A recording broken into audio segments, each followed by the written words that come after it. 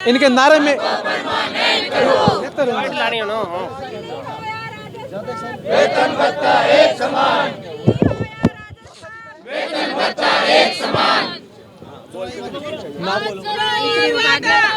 करो, चुनावी वादा पूरा करो, आज करो अर्जेंट करो, हमको परमानेंट करो, आज करो अर्जेंट करो, हमको परमानेंट करो। तेरी तानाशाही नहीं चलेगी, नहीं चलेगी, कह लो तेरी तानाशाही नहीं चलेगी, नहीं चलेगी। होश में आओ, होश में आओ, हमारी मांगे पूरी करो, हमारी मांगे पूरी करो, आज करो अर्जेंट करो, करो। राजस्थान सरकार होश में आओ, आज करो, अभी करो, परमानेंट करो। नमस्कार, स्वागत है खास राजस्थान में। मैं कुलदीप चांद शहीद स्मारक से आपको लाइव तस्वीरें दिखा रहा हूं। सरकार की इतनी भी बेरुखी क्या है कि आज अनशन को 76 दिन हो चुके हैं, धरने को 76 दिन हो चुके हैं और आमरण अनशन को 70 दिन हो चुके हैं, लेकिन सरकार अभी तक सुनने को तैयार नहीं। आगे की क्या रणनीति रहेगी, एक बड़ा कहानी है। यहाँ से जब उदयपुर गए, उदयपुर से आगे गुजरात की सीमा को पार करने गए, तब इनको पुलिस ने दमनकारी तरीके से रोकने की कोशिश की। अब ये देखना बड़ा दिलचस्प होगा कि दिल्ली में जाने देते हैं या फिर बीच में रोकते हैं। कोरोना काल के कारण दिल्ली में भी स्कूल और कॉलेज बंद हो चुके हैं। कब दिल्ली कूच कर रहे हैं शमशेर बालूखान जी? कल 11 बजे दिल्ली जा रहे हो, लेकिन आपको गुजरात में भी सीमा में जाने नहीं दिया गया। क्या लगता है, पुलिस जाने देगी या सरकार दबाव बनाएगी? अब नहीं जाने देगी, वहीं धरना लगा देंगे। जहाँ हमें रोका जाएगा वहीं धरना लगा देंगे। तो फिर धरना तो वहाँ भी लगा था, फिर वापस क्यों आए थे?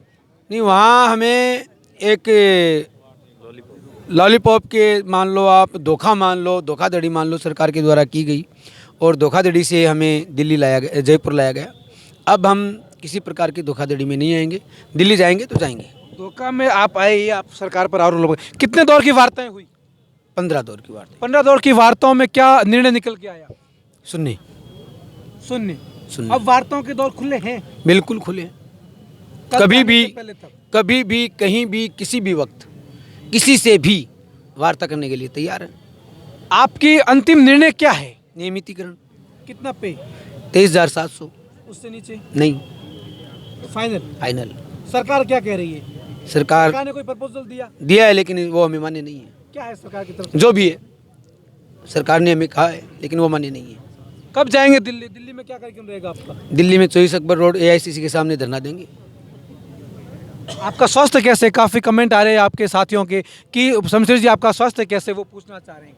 मेरा स्वास्थ्य वैसा ही है जैसा 30 सितंबर को घर से आया था, बिल्कुल वैसा ही है। टेंशन की जरूरत नहीं है कोई। अभी मन से आप कह रहे थे कि हमें नवरत्नों पे विश्वास नहीं है। पहले तो विश्वास था, लेकिन अब बिल्कुल विश्वास नहीं है। बिल्कुल नहीं है, बिल्कुल भी नहीं है। अगर वो काम करते तो हमारी यहाँ इकट्ठा होने की क्या ज़रूरत थी? काम तो उनका है, हमारा थोड़ी है। हमारा काम तो स्कूल में पढ़ाना है, बच्चों को शिक्षा देना है। अगर हम यहाँ बैठे हैं तो कहीं ना कहीं उनका फेलियर है। ये हमारा काम नहीं है। हमारा काम पॉलिटिक्स करना है ही नहीं। हम तो विद्यालय जाएंगे, समय पर बच्चों को पढ़ाएंगे, लेकिन अगर वो काम नहीं करेंगे तो फिर हमें तो बैठना पड़ेगा। मजबूरी है, ये हमारी मजबूरी है। आज आपके एक साथी रिटायरमेंट हो रहे हैं। हाँ, उनका हमने यहाँ सम्मान भी किया। हमारे पास अफसोस की बात है, देने के लिए कुछ नहीं था, लेकिन मैं निशब्द हूँ। वो अपने साथ कुछ नहीं ले जा रहे हैं। 60 साल की उम्र, 33 साल की राजकीय कार्य की सेवा और साथ में सुनने। अगर कोई गवर्नमेंट कर्मचारी होता तो कितना लेके जाता? तकरीबन इस उम्र का जो व्यक्ति है वो 1,65,00,000 रुपये लेके जाता। 1,65,00,000। उसकी पेंशन और उसके पारिवारिक पेंशन, मेडिकल, वो सब सुविधाएं मिलती। इनको कुछ नहीं मिलेगा, कुछ भी नहीं मिलेगा। सुनने, ये एक अमानवीय पहलू है। राजकीय सर्विस में होते हुए यदि व्यक्ति खाली हाथ जाता है, ये तो सेठों की भी अगर अपन नौकरी करते हैं तो वो 2-5 लाख रुपए जब आदमी बूढ़ा हो जाता है, रिटायर हो जाता है, तो सेठ ही दे देते हैं, उसका मकान बनवा देते हैं, उसके बच्चों की शादी कर देते हैं। ये तो सेठों की इस परंपरा। सरकार तो बहुत बड़ी चीज़ है। गहलोत सरकार अपने आप को गांधीवादी कहती है, क्या लगता है आपको? क्या लगता है? नहीं लगता है, नहीं लगता है। क्या है फिर? गहलोत सरकार, मैं गहलोत सरकार नहीं कहूँगा, मैं राजस्थान सरकार कहूँगा। गहलोत तो एक सरकार के संचालक हैं। ये मैं मीडिया से भी कहूँगा कि सरकार व्यक्ति की नहीं होती है, सरकार तो जनता की है। हाँ, राजस्थान की सरकार को अब लीड गहलोत कर रहे हैं और उनकी लीडरशिप है वो कमज़ोर है, गांधीवादी नहीं है, असंवेदनशील है। सुनने में तो ये भी आ रहा है कि राजस्थान के बॉर्डर से बाहर नहीं जाने दिया जाएगा, 144 भी लग सकती है, और दिल्ली में भी स्कूल और कॉलेज बंद है कोरोना के काल के कारण। तो ज़्यादा से ज़्यादा जेल है, इससे ज़्यादा तो कोई है ही नहीं। मुकदमे हैं, वो हम झेलने के लिए तैयार हैं, जेल में जाने के लिए तैयार हैं। सरकार को जो भी हथकंडा अपनाना है वो अपनाए, हम अब पीछे नहीं हटेंगे। हनुमान जी, आज भी कुछ सरकार के अधिकारियों से, मंत्रियों से, किसी से वार्ता हुई आपकी? वार्ता हुई आज, क्या वार्ता निकली, कुछ निष्कर्ष निकला उसका? निष्कर्ष सुनने अभी, हाँ बिल्कुल, उन्होंने हमारे को बताया कि भाई आप क्या चाह रहे हो। मैं क्या, मैं चाह रहे हो जो आप नहीं दे रहे हो। हम लगातार 3 महीने से ये धरना प्रदर्शन, महापड़ाव, काली दिवालियाँ मना दी। उस टाइम भी आप देने के मूड में नहीं थे। अब आप हमारा क्यों बार बार बुला रहे हो, क्यों टाइम पास करा रहे हो। अब हम आर पार की लड़ाई लड़ेंगे। इससे ये तो सरकार अपने आप को गांधीवादी कहती है। हमारा एक सवाल मेरा आपसे है कि सबसे बड़ा मुद्दा ये है कि काली दीपावली भी मनाई, अलग अलग तरीके से विरोध प्रदर्शन किए, काफ़ी लंबी वार्ताएं भी हुई, लेकिन उस वार्ताओं का आखिरकार कुछ रिजल्ट निकला है क्या? रिजल्ट अब सर कुछ नहीं निकला। दिल्ली जाने का तय हुआ है। दिल्ली जाने से क्या होगा? दिल्ली जाने से इस भारत सरकार का हम वहाँ देखना चाहते हैं कि कांग्रेस भारत के अंदर क्या करी, दिल्ली में क्या करी, राजस्थान में तो कुछ नहीं करी। फिर सोनिया गांधी और राहुल गांधी और प्रियंका गांधी का मूल्यांकन ले रहे हैं कि वो कितनी ताकत रखते हैं। अगर वो नहीं रखते तो फिर हम अगला निर्णय लेंगे। लास्ट सवाल एक शमशेर जी से। शमशेर जी, कांग्रेस की राजस्थान में जो रैली थी राहुल गांधी की, उस रैली में आपके साथियों को तो जो विजुअल्स आए, कैंप घर से बाहर नहीं जाने दिया गया, पाबंद कर लिया गया। पुलिस के अधिकारी और कर्मचारी रात को महिलाओं को भी पाबंद करे कि आप घर से बाहर नहीं आओगे, सुप्रीम कोर्ट की गाइडलाइन की फुल्लेआम अवहेलना करना। तो लगता है कि आपको दिल्ली जाने देंगे? देखिए, हमें पुलिस नहीं रोक सकती, ये पहले बता देते हैं। पुलिस को चैलेंज करते हैं हम, हमें नहीं रोक सकती। चैलेंज करते हैं और हम जाएंगे। दांडी मार्च में रोका गया आपको, तो फिर कैसे कह सकते हैं? वो एक अलग मानवीय संवेदना थी सरकार के प्रति, हमारी कुछ निष्ठा थी, ये मान लीजिए आप। लेकिन अब वो निष्ठा भी नहीं रही। अब इस सरकार पर हमें सुनने भरोसा है, सुनने, कोई भरोसा नहीं है। अब नहीं रुकेंगे, किसी हाल में नहीं रुकेंगे। मेरे सहयोगियों से एक बार कहूँगा कि ये विजुअल्स एक बार अपने कैमरे में ज़रूर दिखाएं। जहाँ जहाँ लिखा है वादा खिलाफी करना बंद करो, बंद करो। जिला जालोर से आए हुए हैं, कहीं पर लिखा हुआ लड़की हूँ लड़ सकती हूँ, लड़की हूँ लड़ सकती हूँ, तुमने मांगे ठुकराई है, तुमने तोड़ा हर वादा है। एक मिनट,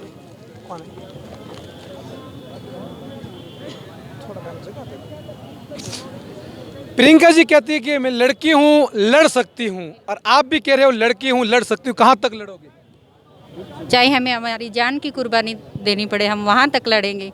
मैं उस ज़िले की बेटी हूँ और उस गांव की जो इंडिया में धन्य है, धनुरी के नाम से प्रसिद्ध है। मैं उस गांव की, उस परिवार की बेटी हूँ जिसने इस देश वतन के लिए 17 शहीद दिए हैं। तो मेरा कहने का मतलब ये है कि हम संघर्ष करना और लड़ना सीखा हमने, लेकिन हमने झुकना नहीं सीखा। हम झुंझुनू की बेटियां हैं, लड़ सकते हैं, संघर्ष कर सकते हैं, लेकिन झुक नहीं सकते किसी हाल में। हमें चाहे किसी हद तक गुजरना पड़े, हम सरकार से आर पार की लड़ाई लड़ेंगे। शमशेर भालू खान के अनशन का 70वां दिन है, लेकिन सरकार की फिर भी बेरुखी है, क्या कहना चाहिए? सरकार की बेरुखी यही है कि हमारे जो वोट हैं, माइनॉरिटी की जो वोट हैं, वो थोक के भाव मिलते हैं कांग्रेस सरकार को। और अब भी कांग्रेस सरकार यही सोचती है कि उसी हिसाब से हमारे पास वोट आएंगे, लेकिन अब जो ये सरकार की खोखली नीति है, ये बदल चुकी है। सरकार बदल चुकी है, सरकार पर आरोप लग रहे हैं। ये खास रिपोर्ट मेरे सहयोगी रमेश देगड़ा के साथ देख रहे हैं। लेकिन सरकार बार बार आश्वासन तो बहुत दिया, लेकिन वास्तविक धरातल में अगर देखा जाए तो सरकार वास्तव में कर कुछ नहीं रही है। सरकार की कथनी करनी में खुलेआम आरोप भी लग रहे हैं। कहाँ से मैम आप? सर मैं भरतपुर कामा से हूँ, महिला पैरा टीचर। महिला पैरा टीचर लगे हुए कितने साल हो गए आप? सर मैं 2001 से लगी हुई हूँ। 2001 से? जी। Rajiv Gandhi para teacher? जी सर। राजस्थान की सरकार, राजीव गांधी जो प्रधानमंत्री रह चुके हैं भारत के, कांग्रेस के बहुत बड़े नेता रहे, उनके नाम पर सरकार योजना निकालती है, उन्हीं की सरकार उनके नाम पर राजनीति करती है, क्या कहना चाहिए? सर इसमें मैं तो यही कहूँगी कि कहते हैं गांधीवादी परिवार है, गांधीवादी परिवार है, इसमें गांधीवादी तरीका तो हमें कहीं नज़र ही नहीं आ रहा है। पूरा का पूरा शोषण हो रहा है। इन्होंने तो ये एक तरीके से जैसे कहते हैं ना, कोलू के बैल में हमने उसमें सरसों कच्ची वाली डाल दी, जितना तेल निकालना उतना तेल निकाल लो, जितना तेल निकालना उतना तेल निकाल लो, बाकी के बाद में फिर जो खल भूसी जो रह जाएगी उसको, वो हाल हमारा हो चुका है। अब इस टाइम पे हमारे बहुत बुरी कंडीशन हो चुकी है, तेल सारा निकल चुका है, हम किसी कंपटीशन के लायक नहीं हैं। हम शोषण के इतने शिकार हो चुके हैं, इतने शिकार हो चुके हैं कि अब हमारा जीना भी मुहाल हो रहा है इस टाइम पे। ये गांधीवादी सरकार नहीं है सर, ये गूंगी बहरी अंधी सरकार हो चुकी है इस टाइम पे। दिल्ली जाने से क्या होगा? दिल्ली में क्या न्याय मिलेगा? सर मन में एक जुनून है, आगे जाना है। जब भी हम ख़त्म, क्यों ना हम वहाँ जा कर के ख़त्म हों। उनको पता तो चले कि हम भी गांधीवादी तरीके से यहाँ तक आए हैं और तुम गांधी परिवार के हो, वंशज हो आप गांधी परिवार के। और राजीव गांधी जी के नाम से पूरी सरकार चली, ये सारा कुछ चल रहा है, तो आप देखो तो सही हम कितने शोषित हो रहे हैं। कहते हैं हम इतना कर रहे हैं, इतना कर रहे हैं, कहाँ कर रहे हैं? हमारे लिए तो कुछ नहीं हुआ। 20 साल हो गए, 22 साल हो गए बुढ़ापे की कतार में। हमारे बच्चों का पालन पोषण भी हमारे लिए भारी पड़ रहा है इस टाइम, भूखे मरने की नौबत आ चुकी है। तो गांधीवादी सरकार है तो हमारी इतनी तो सुने। सरकार का कोई भी मंत्री नुमाइंदा नहीं आया यहाँ पर काली दीपावली मनाने, एक विधायक रफीक खान को छोड़कर। क्या आपको आशा थी कि उस दिन भी ऐसा हो सकता है? नहीं, आशा नहीं थी उस दिन हमें ये लग रहा था कि जहाँ तक है हमारे माननीय अशोक गहलोत जी हमें काली दिवाली नहीं मनाने देंगे, वो हमारे लिए एक आशा की किरण बन करके आएंगे। लेकिन हमारी जो सोच थी वो खोखली साबित हो गई और वो गूंगे और बहरे बन करके अपने घर में दिवाली मनाते रहे और हम यहाँ पर भूखे प्यासे और छोटे छोटे बच्चों को लेकर के हम काली दिवाली मनाते रहे। हम यहाँ पर सरकार की 30वीं वर्षगांठ पूरी होगी, उस पर भी कुछ उम्मीदें थी आपको? हाँ सर, उसमें भी हमें उम्मीद थी। हो सकता है सरकार अपना 70% का जो काम लेकर के चल रही है कि हमने 70% काम कर दिया, और 70% का हमें तो कुछ भी नज़र नहीं आया। अगर हम आज पर नियमित हो जाते हैं तो हम मानेंगे उन्होंने 100% काम कर दिया। अगर हम नियमित नहीं होते हैं तो उन्होंने 0%, 0/0 है उनका। कितने पैसे मिलते हैं आपको? सर इस समय हमें 9,045 कुछ ऐसे मिल रहे हैं। केवल 9,000। 9,000 में घर का खर्चा कैसे चलता है? सर हम ही जानते हैं कैसे कैसे चलाते हैं। ना बच्चों के लिए हम खाना ढंग से बना सकते हैं। सिलेंडर महंगाई देख लीजिए आप, महंगाई हटाओ की बात करते हैं, लेकिन सिलेंडर भी इतना महंगा है। और हम बच्चों के लिए खाने के लिए भी लाएं, उनको पढ़ाने के लिए फीस दें। अगर हम पूरे तरीके से चलें तो ना तो हमारे बच्चों को हम पढ़ा सकते हैं, हम दूसरों का भविष्य सुधार रहे हैं, हमारे बच्चों का भविष्य खतरे में पड़ गया है। क्योंकि हम इतनी कम तनख्वाह में ना तो उनका पालन पोषण कर सकते हैं, ना ही हम उनको पढ़ा लिखा सकते हैं। उनका कोई बेहतर भविष्य नहीं है, अंधेरे में हो चुका है सब कुछ। सरकार पर खुलेआम आरोप लग रहे हैं कि सरकार की कथनी और करनी में बहुत बड़ा अंतर है। चुनाव मैनिफेस्टो में वादा था, वो पूरा किया नहीं। वो सरकार निकम्मी है, जो सरकार निकम्मी है, वो सरकार बदलनी है, जो सरकार निकम्मी है, वो सरकार बदलनी है। आज करो अभी करो, हमको परमानेंट करो। आज करो अभी करो, हमको परमानेंट करो। भेदभाव बंद करो, बंद करो, बंद करो। भेदभाव बंद करो, बंद करो, बंद करो। भेदभाव बंद करो, बंद करो, बंद करो। चुनावी वादा पूरा करो, पूरा करो, पूरा करो। चुनावी वादा पूरा करो, पूरा करो, पूरा करो। चाहे जो मजबूरी हो, हमारी मांगे पूरी हो, चाहे जो मजबूरी हो, हमारी मांगे पूरी हो। हमें चाहिए आजादी, संविधान के दादा से अरे लेके रहेंगे आजादी।